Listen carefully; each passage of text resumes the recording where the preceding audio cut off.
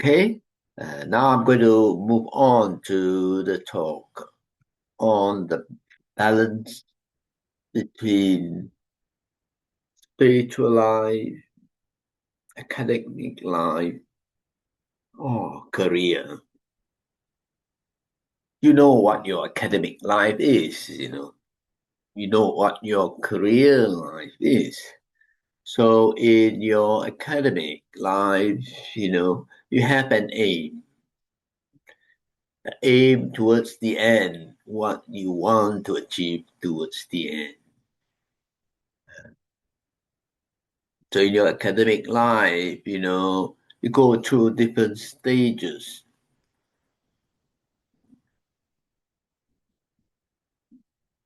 You have to attain or achieve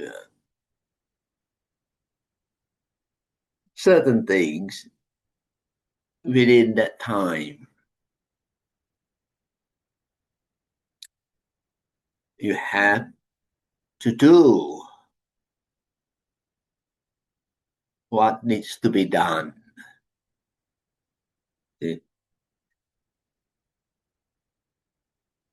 And there is, towards the end, an end to your academic life. You can have a go on to postgraduate, or you can become an academic, and that itself becomes a career. Now, when you go out of the university and adopt or accept a career life, then you have an aim. It also depends on the opportunities that's available to you. So you also have an aim to get to somewhere, wherever that is. And hopefully you are able to have a wise aim.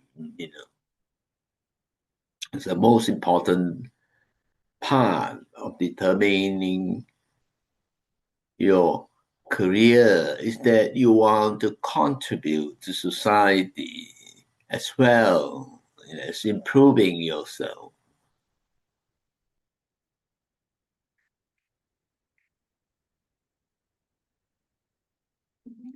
I've talked about that before.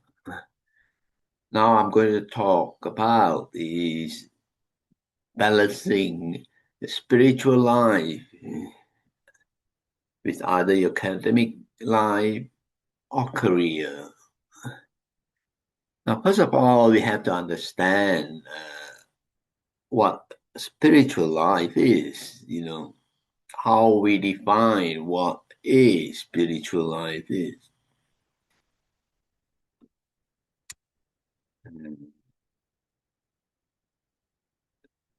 The first thing is that when we all think of a spiritual life, we think in terms of becoming a better person.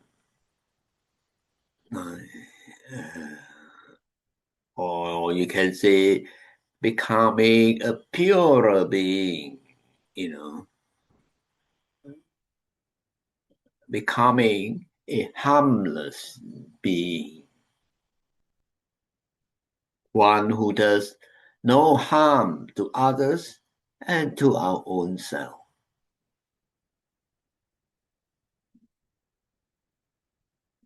Now, with a spiritual life, you have to have a foundation. And that foundation is ethics, or moral. So you are guided by, in Buddhism, the 5 precepts. These are important. keeping the 5 precepts also need wisdom. How you keep them.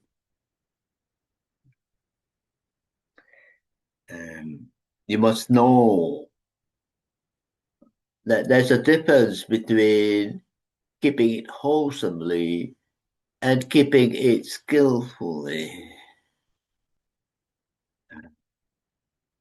What I mean by keeping it wholesomely, for example, the first precept is abstain from killing any living being. Keeping wholesomely is trying not to kill even an ant or mosquitoes. Keeping skillfully means you balance between keeping precepts according to how serious it is, because in life whatever you do creates karma. Whatever you don't do also creates karma. Say, for example, you're staying in a monastery, right? And then you're supposed to sweep the floor, right? And then you have an ant, in the way. So what do? Do you stop your sweeping and then carefully take this one ant away and then continue your sweeping? Or do you say, oh, this is one ant. I softly sweep this ant away and then continue with my sweeping? You know, uh, in practice, you cannot stop your sweeping for every single ant, because you have a specific time to complete your job, right? After the sweeping, you have to wipe the table. And there are so many things that you're expected to do, So what you do is keep your precepts skillfully as best as you can, right? So you pay attention to what's most important, right? So if you stop, sweeping at every end that you encounter, that means you are going to delay everything, right? And that itself has consequences, right? Everybody has to wait for you to finish sweeping before everybody can start their meditation. So that's what I mean by keeping the precepts skillfully rather than wholesomely. Right? So the 5 precepts, as you all know, is abstain from killing beings, abstain from taking what doesn't belong to you, abstain from sexual misconduct, abstain from telling lies, and finally abstain from intoxicant, the fifth one, in the West, where drinking alcohol is kind of part of society, So with that, depending on your age, depending on your uh, position in society, then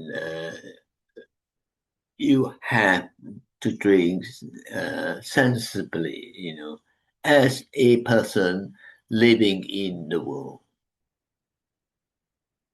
Right? If you are living in the East, in Asian countries, drinking alcohol is not part of the culture. So you do not, imbibe alcohol. So depending on the culture, you keep your 5 precepts skillfully. Okay, this is something that you have to work it out yourself. Each person situation is different. Each person will keep the precepts differently at different stages of their life. Right. The most important point of creating these 5 precepts is not to feel remorse, to feel guilty at the end of the day. That is the most important part of keeping these precepts, so that you have the happiness of mind. Once you feel remorse or you feel guilty, that comes up again in your mind after the event. I do not mean suppressing your guilt. What I mean is actually knowing that this thing that you do, you are doing it skillfully.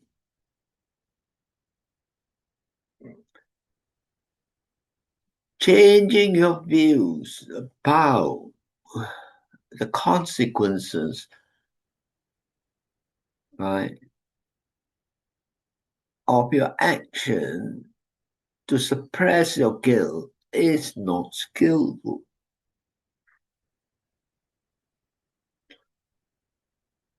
You cannot say, by changing my views, I don't feel guilty, so I have a happiness of mind. That's not right. That's unskillful.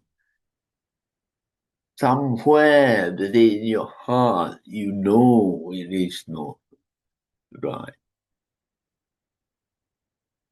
So not feeling guilty is knowing exactly the consequences of what your actions will bring. Right? Their actions just bring little or no bad karma. Their actions which will bring, karma, which is not so serious, and there are actions which will bring karma that is heavy or serious. When we talk about karma, we talk about results of karma. In actual fact, we use the word incorrectly. The result of karma is called vipaka, but it has been adopted, in our way of speaking, that karma means both actions and the result of action. So from the way we use it, from the context, uh, we know whether we are talking karma in terms of action or karma in terms of the result of action. So these are the things that you have to contemplate from time to time when you come to a situation.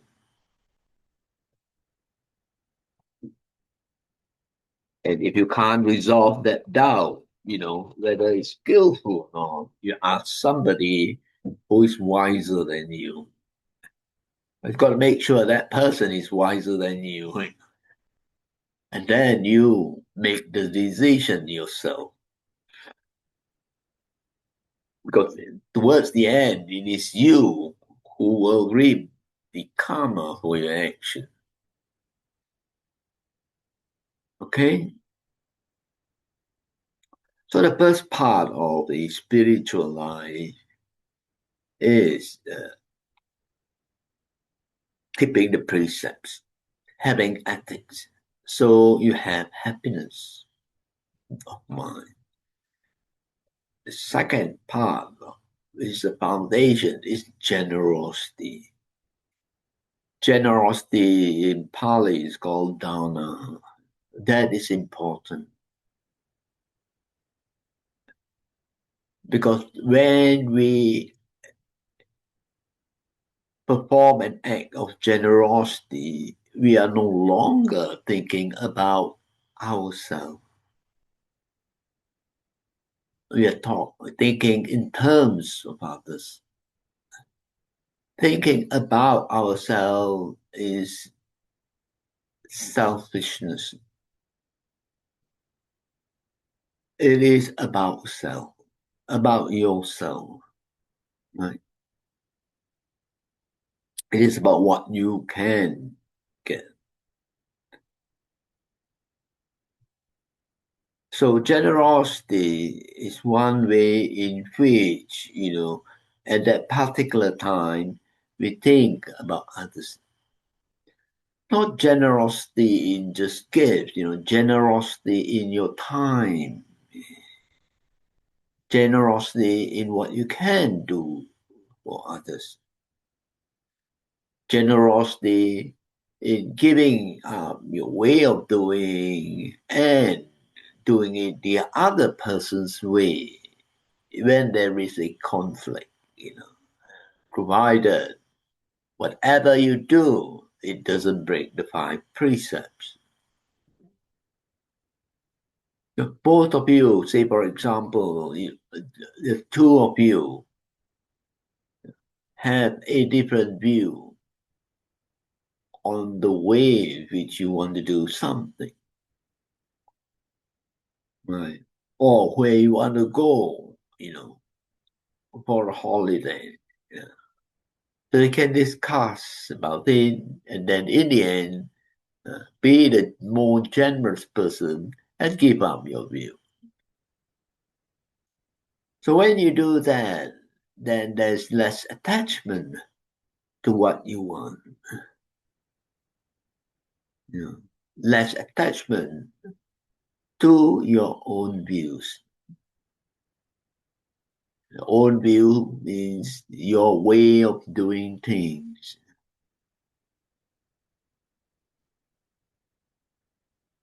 What you think is right. What you think is best. What you think is most efficient. Conflict arises because of conflicting views. So you have to weigh, how important are these views? If it doesn't break the five precepts, then there is room for you to be generous.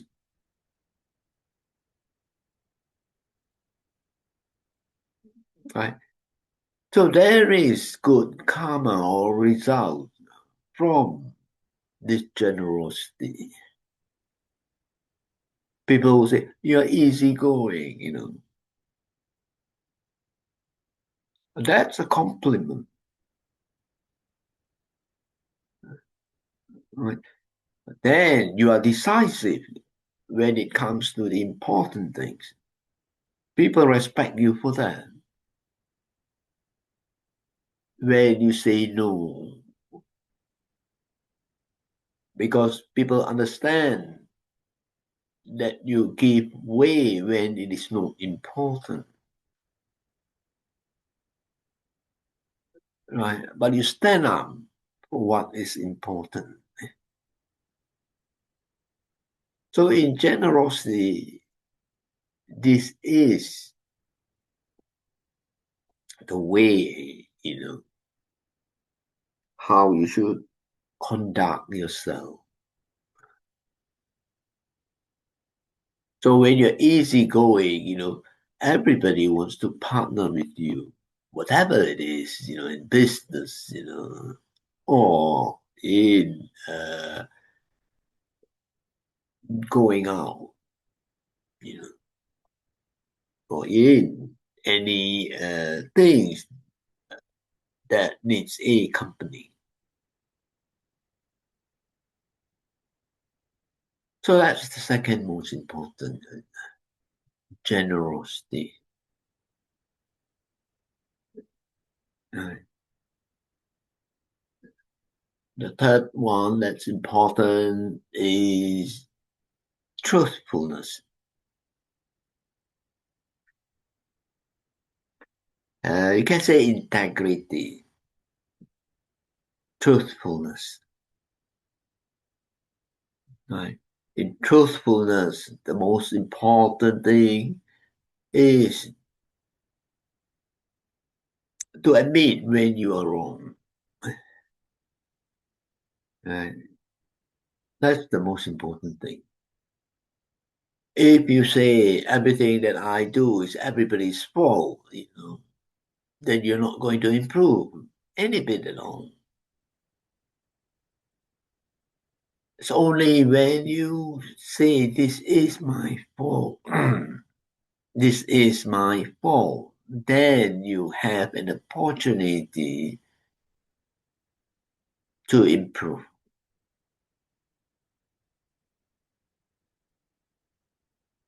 Right. To make the decision, you have an opportunity, then you can make the decision to improve. If you blame it as other people's fault, then there's nothing for you to do, nothing for you to improve. You have no need to correct yourself.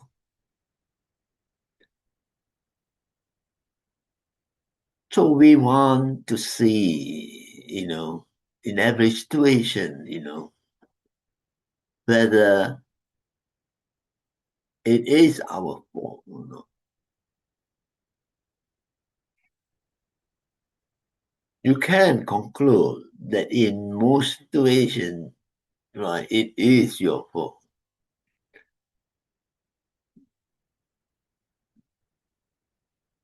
Right?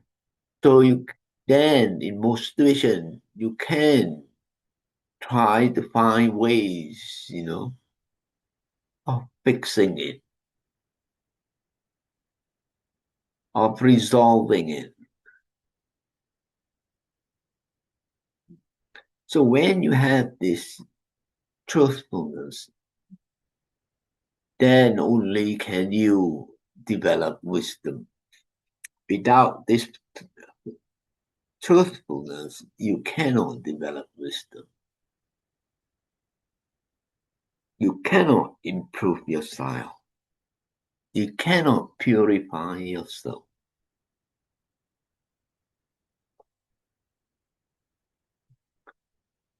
Right? So these are the four, if I got three or four. These are the foundations that you must have, right? Before you can purify yourself, before you can have a truly spiritual life. And the next one is developing your mind, you because developing a spiritual life is more or less developing the way you conduct yourself, the way you think, the way you speak, the way you act, and the way you lead your life. Right? So this to develop, that means it depends on your mind, so there are certain things that we must stop ourselves from thinking, from speaking, and from acting. That requires a powerful mind. So we must have that power. So to develop that power of mind, we have to practice a meditation that leads to concentration, improve concentration, and improve mindfulness. Right. So this meditation, which I've just taught you, is called samatha meditation, calm meditation. So with concentration and mindfulness, you reach a calmness in which insight arises. Okay, so that's another thing that you have to develop. Concentration and mindfulness in you.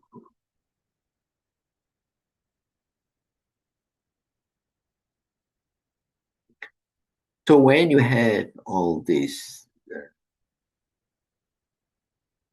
foundation,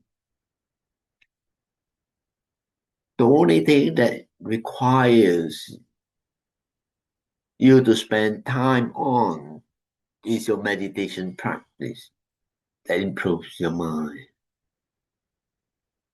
So when you're leading a spiritual life, then you have to allot yourself some time in the day to clean your mind, some time in the day to improve your mind.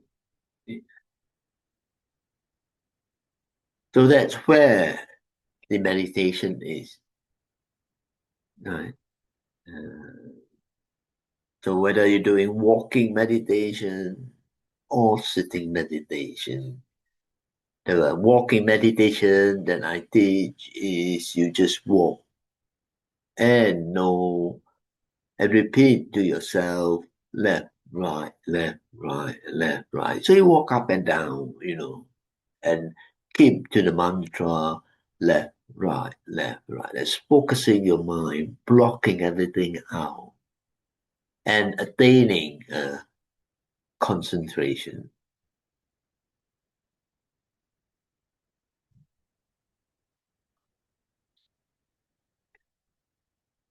and calmness.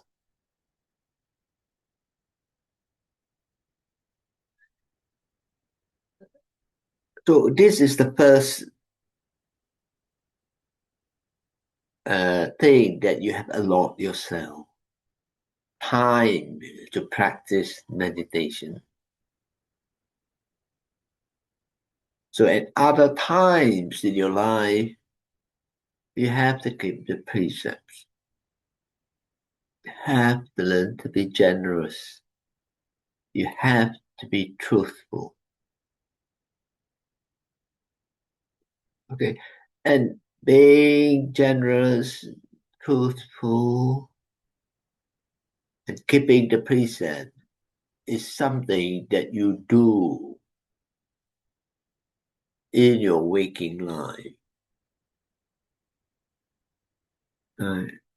So before you keep the precept, you have to contemplate what is skillful, what is not skillful. So during at the time itself, you have to contemplate whether it's skillful to say this thing, whether it's skillful to do this thing. So when you have developed your mind, then these things comes much easier and much faster. Right? And also, you're moving closer to the truth.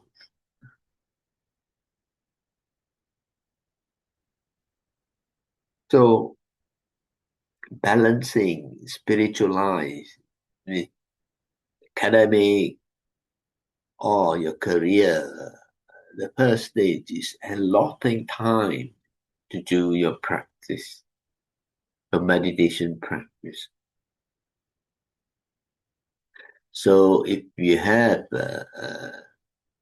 come into contact with me, I also teach work meditation, That means anything that you do with your hands, things we label as chores, is work meditation. That means you take whatever that you have to do, like washing the plates in the kitchen, right? You treat it as a work meditation. You pay attention to what you're doing. Work meditation is an important meditation. Right? It enables you to overcome the five hindrances, your aversion to doing chores. That's the first one. Overcoming your laziness, overcoming your view that these things are not important. It is important because it is part of your life. It is something you have to do. So when you're doing work meditation, you are actually overcoming your hindrances and also developing your mindfulness and concentration. So leading a spiritual life includes work meditation. That means doing things that needs doing. If you need to clean, you need to sweep, you need to wipe. When you see it, then you need to do it.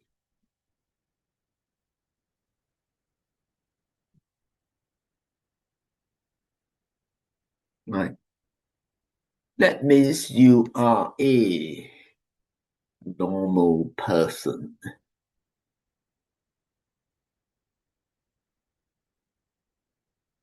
Simple. You are a normal person doing normal work that needs doing.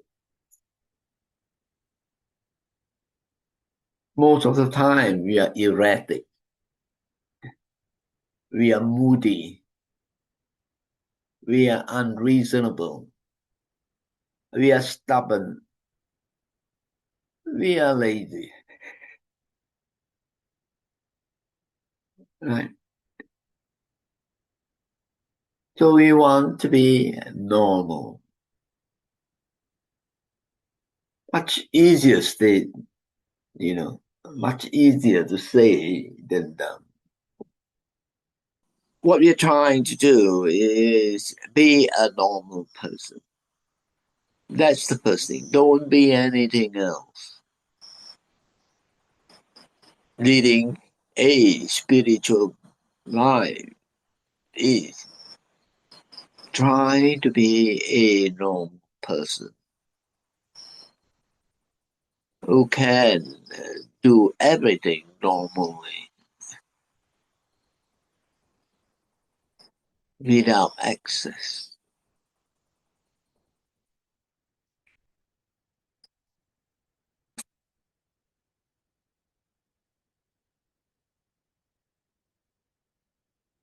So in the beginning, you have to sacrifice time to develop your mind, right?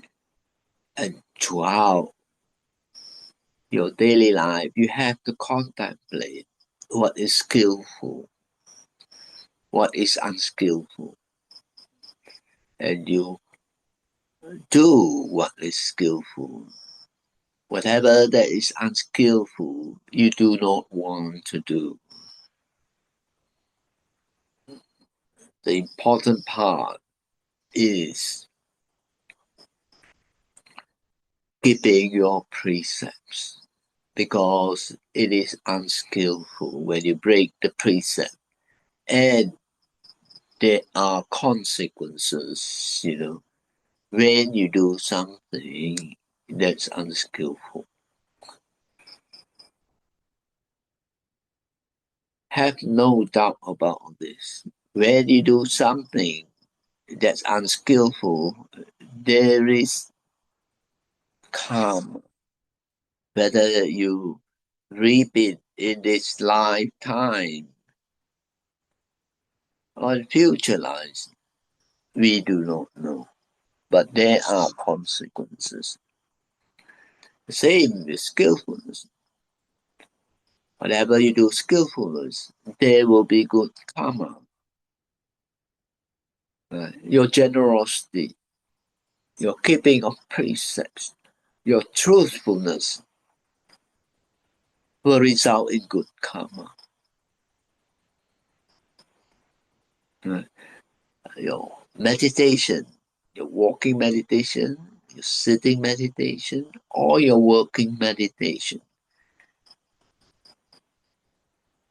will result in good karma. Right? So as you continue in your life, the balance of how much time that you give towards practicing meditation, right, will change a little bit. Not a lot, but a lot of what you used to do, you may give up as you continue in your spiritual life. You don't have to give up because you only give up when it interferes with your spiritual life. Right? First of all, there's nothing wrong with going out, There's nothing wrong with watching movies, There's nothing wrong in playing a sports or in playing many sports, there's nothing wrong in going on holidays, going on many holidays, There's nothing wrong in getting together and having a good time, right?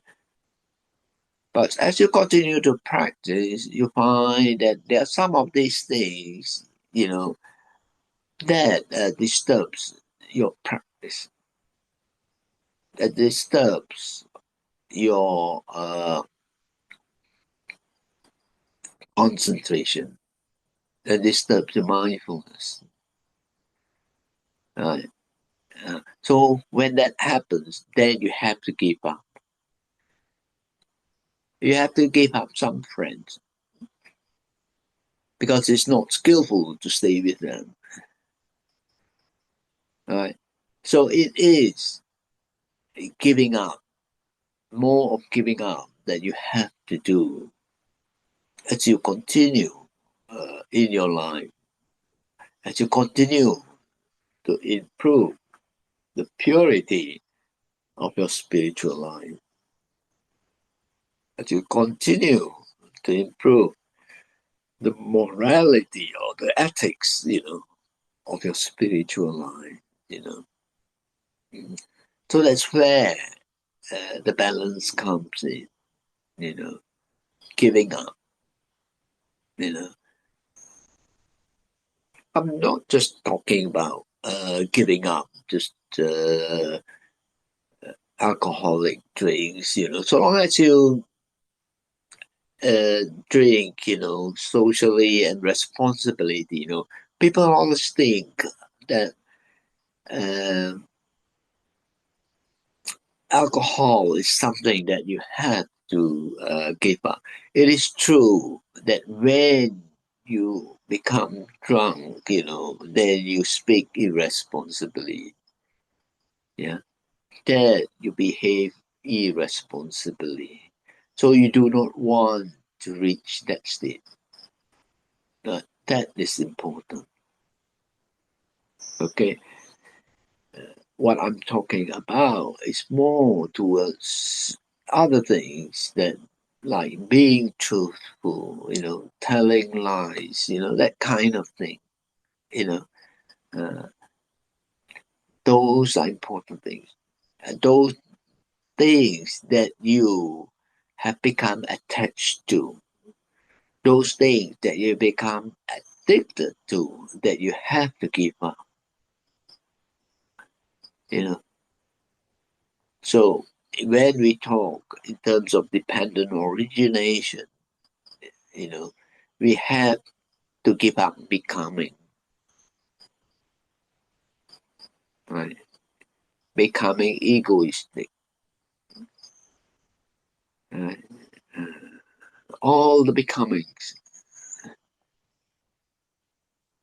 So this is something that you yourself have to contemplate and slowly work towards giving up.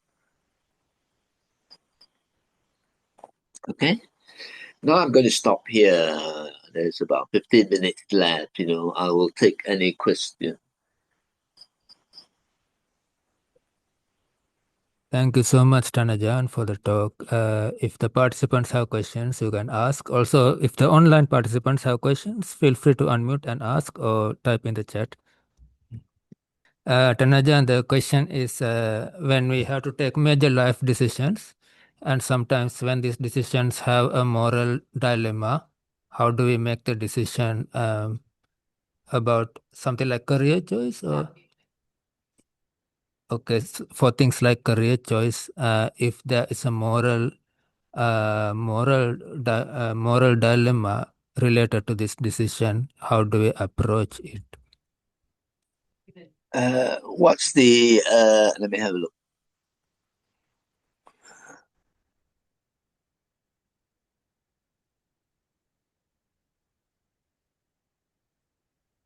Well, with the moral dilemma, that's it. Like, you have to make a decision yourself. If you think it is a moral dilemma, then you don't take it up, right? You don't take it up if it's a moral dilemma, because when you say pick up that career, you know, then you are going to be in that situation every time, every day. Right. So you're going to feel this guilt. Right. So if you come to having to make a decision about this, where you are in a career or a job, and you have doubts about it, unless or until you can resolve that doubt and say whether it's skillful or unskillful. And if it is unskillful, then you don't take up that job. Okay? As simple as that.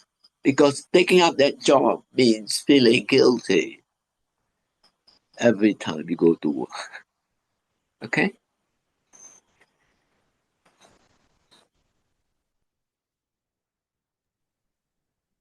You have plenty of choices, right? That's the one thing, people fear. If I don't get this, I may not get anything else, or something else is not as good as this, If you have a moral problem with this, it is no good. Full stop.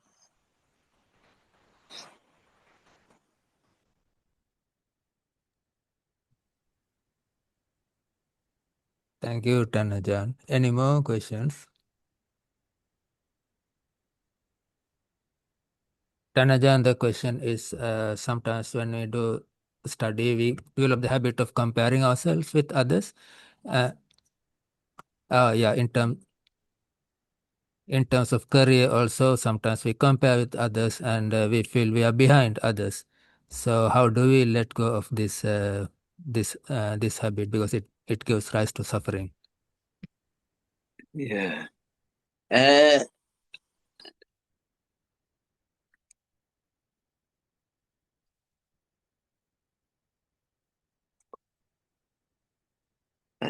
the first thing with comparing yourself with others is that you are comparing your view of yourself with your view of others, right? Uh,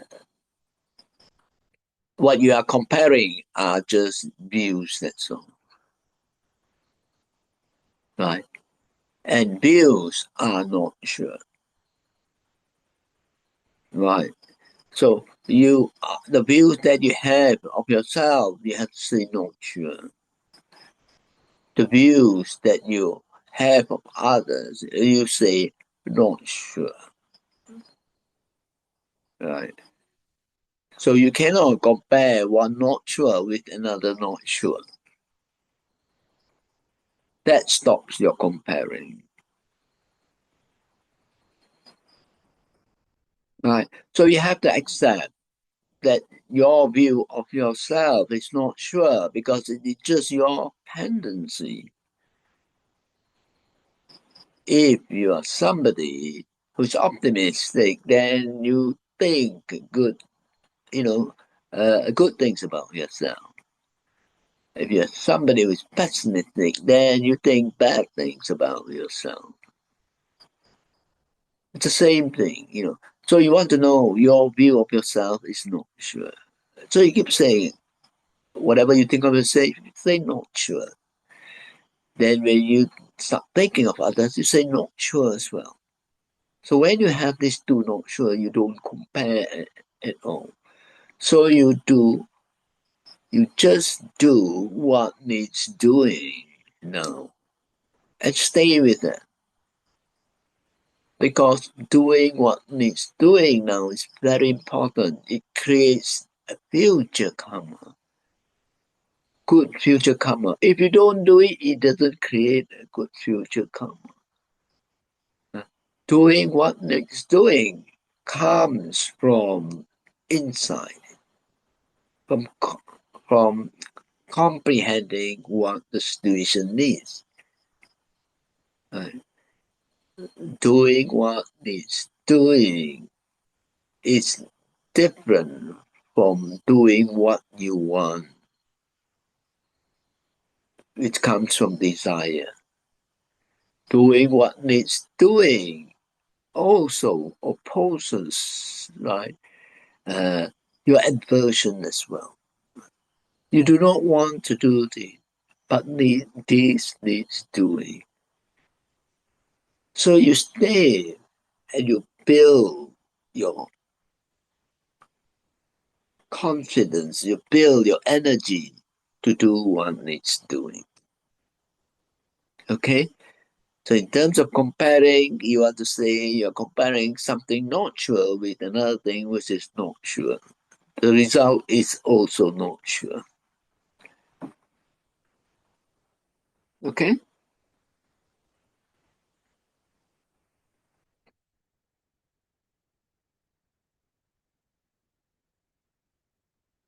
Sorry, Tanajan, it was muted. I forgot to unmute. So the question is that Tanajan advised to see our view of ourselves as not sure. Yes. But her question is uh, surely we know ourselves. So how can our view of ourselves be not sure? Uh, your knowing comes from your conditioning. How trustful is your knowing?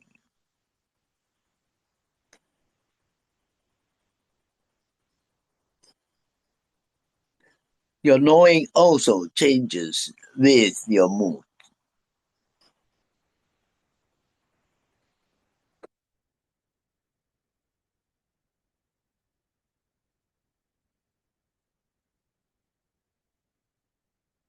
Right? Whatever you know of yourself now, right, is different from what you will know of yourself in future.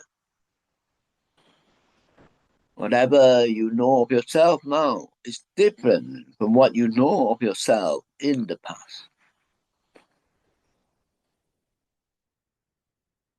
Because we change, we improve. Right? So to say that we know this is me is only a temporary thing, and it is a conditioned thing, and it is thing which is unsure.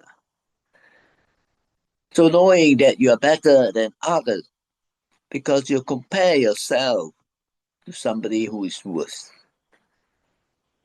Knowing yourself that you are not as good as others, it's comparing to somebody who is better than you. Knowing yourself to be more ethical than others is comparing to somebody whom you think are more ethical than you. Knowing yourself to be more ethical than others is comparing yourself to somebody who is less ethical than you. So all these are relative too. So when you know yourself, where you are is relative to somebody else, relative to a standard you put. Right? Your standard is relative. Right? Somebody would have a higher standard than the standard that you have adopted yourself.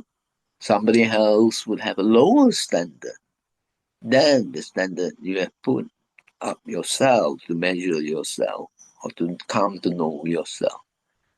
So all these are relative. They are not sure. Right? There is no one standard. Different society have different standard. Different people have different standard. Different ages of time have different standard. 17th century, 18th century, 19th century, 20th century, 21st century, 22nd century, 23rd century, 30th century, all have different standards. They are all not sure.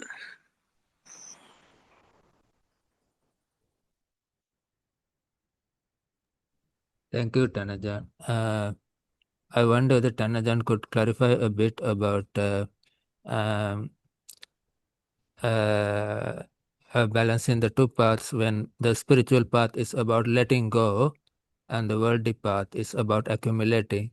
So, in the worldly path, we have to put effort, and sometimes, if we feel that when we follow the spiritual path, when we think that when we get the feeling that these things are not worthwhile anymore, um, Yes. how do we balance those two, and about how do we move from one path to the other path, maybe giving up some things in the worldly life. For the question, you accumulate until you get fed up, then you give up. Okay, so if you have this wisdom of insight, then you come to that situation very quickly. Right? You have to accumulate and to find out the suffering of accumulation. When you own something, that thing also owns you. When you own something, you're responsible for looking after that something. So that's the answer. You accumulate until you have the wisdom to know that accumulation does not lead to happiness. Okay. Is there a second part to the question? Yes, Tanajan. Second part is if we think about living the worldly life and move into spiritual life, when we, Yeah. when we say this is useless. Yeah. The first thing is you start with, like I say, a spiritual life. Like first of all, you devote your time towards practicing meditation, right? And then you correct yourself, improve myself slowly by not committing to unskillful things. You develop generosity, yeah, right? and develop your truthfulness towards yourself and of course to others as well. And then when you do that, you start doing more skillful things and letting go of unskillful things, slowly that will change your spiritual life. See, so when you keep doing that, then you start giving up. You start giving up. Talking about politics. If that's not your job. Or gossiping. About others and all. So it naturally, see. So it comes a time. It's the giving up. It's how slowly giving it up is how you move from the worldly life to the spiritual life. Okay, and then as you continue to progress further, you give up, chasing, giving up, accumulating things, right? And then then you say, then if you really reach that far, then you say, yeah, I'm going to spend the rest of my life, practicing, and become a spiritual person. That's how we do it. We give up when it is necessary.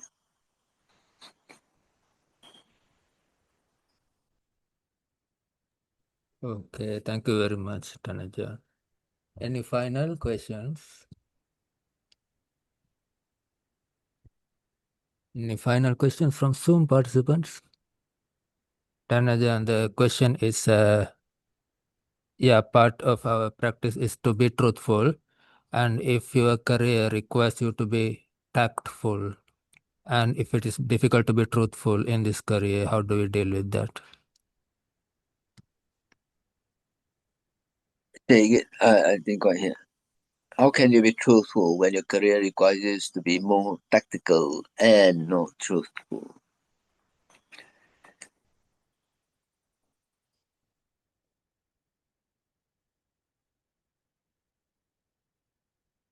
Well, you have to limit, if you like, if you are in a career, you're already in a career, right? And you have to balance between tactical and not truthful. Then you have to figure out, by not being truthful, what's the consequences, right? If the consequences is great, then you have to be truthful. I'm talking about you are already in that career, so you are operating in that environment. Then you have to choose between those two. Then you have to see how much damage, being untruthful is. If you have to pay a big price for it, then you have to be truthful. It pays to be more truthful than to be more tactical. Right? Um, you have your views that if I have this tactic, then it will improve my situation. But you don't realize that sometimes if you are truthful, it is more important than being tactical, right? Uh, so we don't really know. We don't really know what's the best result, to be tactical or to be truthful, right? The one thing, if you are, say, answering somebody who is truthful, then you have to be truthful. If you answer to somebody who is tactical, then you have to be tactical. Okay, but then there is the power of truth, right? Yeah. So it is something that you have to contemplate and accept whatever the consequences is. Right. This is no easy answer. it is accepting. If you say, I'm brave, I'm going to be truthful and not tactical and hope truth overcomes tactic, then you are truthful. Yeah. If you feel that, being tactical, will give you an advantage to being truthful, then you have to pay the consequences of being tactical and not truthful. But anytime you are truthful, right, and a consequence comes up, you do not feel any guilt. That's the difference. If you are tactical and you are not truthful, you feel guilty after that. Right. So in the end, by being truthful rather than tactical, you have peace of mind or you get a respect from people. So in the end, being truthful is more important than being tactical. So if you work in a culture or a career that requires more tactical than truthfulness, then maybe that's not a place you want to be in. Right. So these are the decisions that you have to make, you know. But in the end, being truthful is more important than being tactical. Okay, so the choice, right, is up to you. Right. I can tell you about these consequences of each of these way of behaving. You have to make a decision yourself and accept the consequences of your decision. Okay? Yeah, thank you so much, Anajan. Everything is clear to everyone. Thank you so much for clearly explaining everything, and thank you very much for waking up before 4 o'clock in the morning in Malaysia and joining us to give teachings. Thank you so much, Tanajan. Have a good day. Okay. See you. Goodbye.